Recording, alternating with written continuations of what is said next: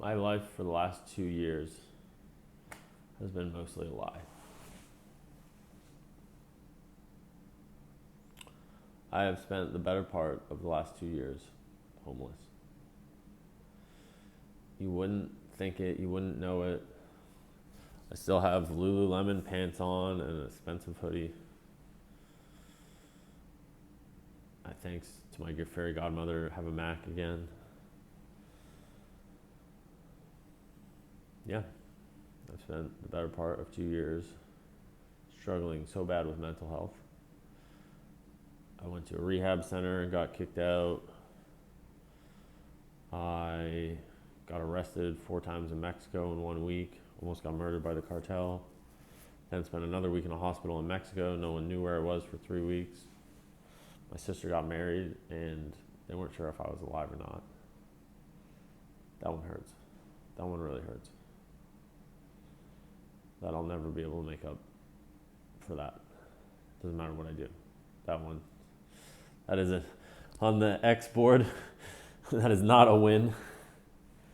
And then after Mexico, the only place I really could go, I got an emergency passport and I flew to Canada.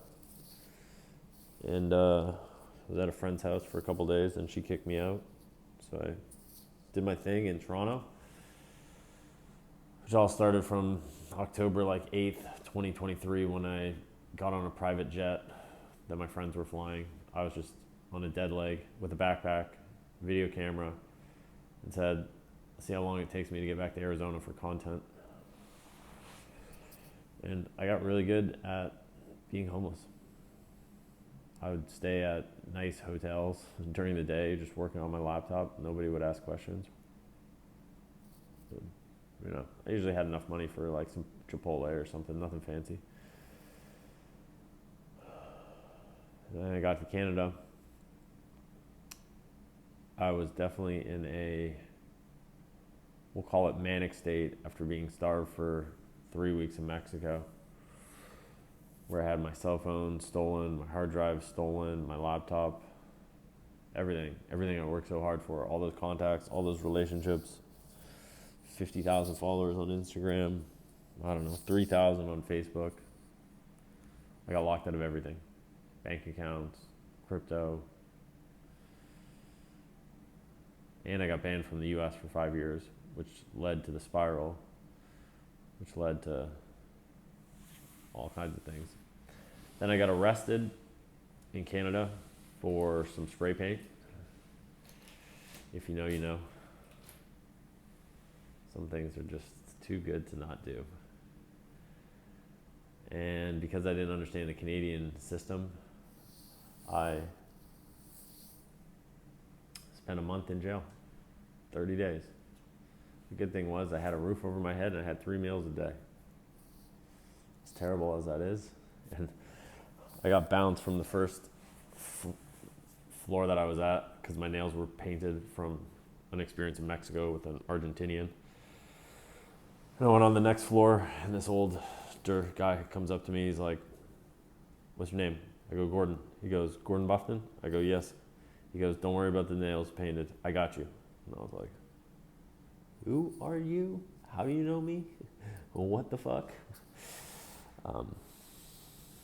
So if you're ever in a Canadian jail, make sure you know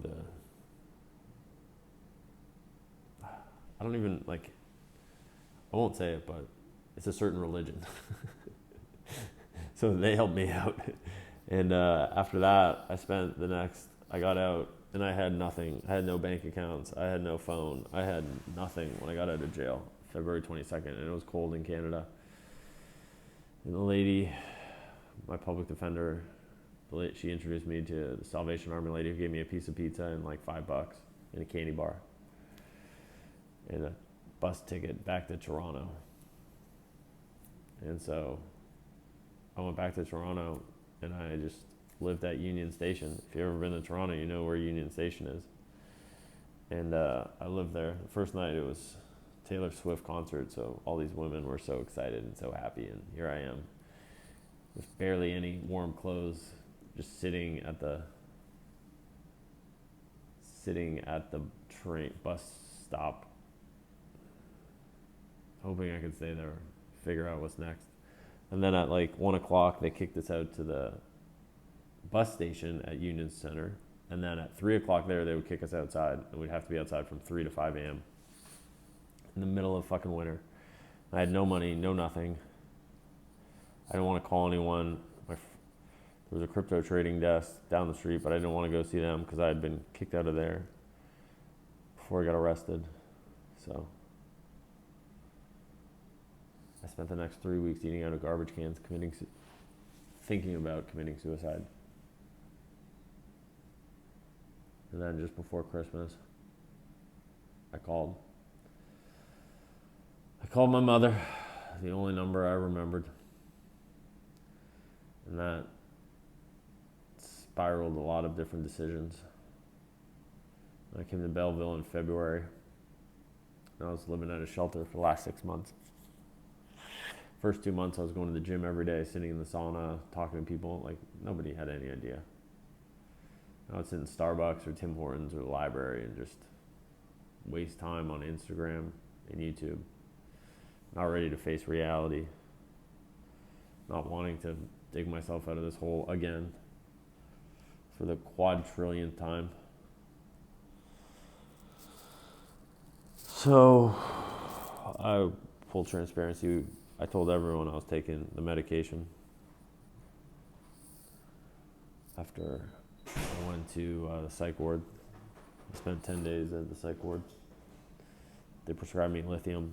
The crazy thing with mental health is there's no tests, there's no standards, there's no like scan of your brain. It's just like, here, take this medication. Why? Why should I take your medication? And currently I'm in another psych ward for the last 7 days. And because I won't take the medication, they shoot me up with a fucking IV, intravenous drug. Boom, right in the leg. Like, why? Because I posted up on some guy? Like, come on, really? I'm harmless. At least that's what I like to claim or think. I'm not harmless when it comes to breaking hearts and hurting those I love the most. So here we are. The foot's pretty much healed. 2 years after that little snafu. I got my art. I should be getting out. I got an apartment 2 weeks ago. I got a job. That didn't even last. I got a job. But I haven't done anything because I've been in the hospital all week. I just got my phone today. So that's where we're at. You know, they say everything tastes much sweeter when you're at the bottom.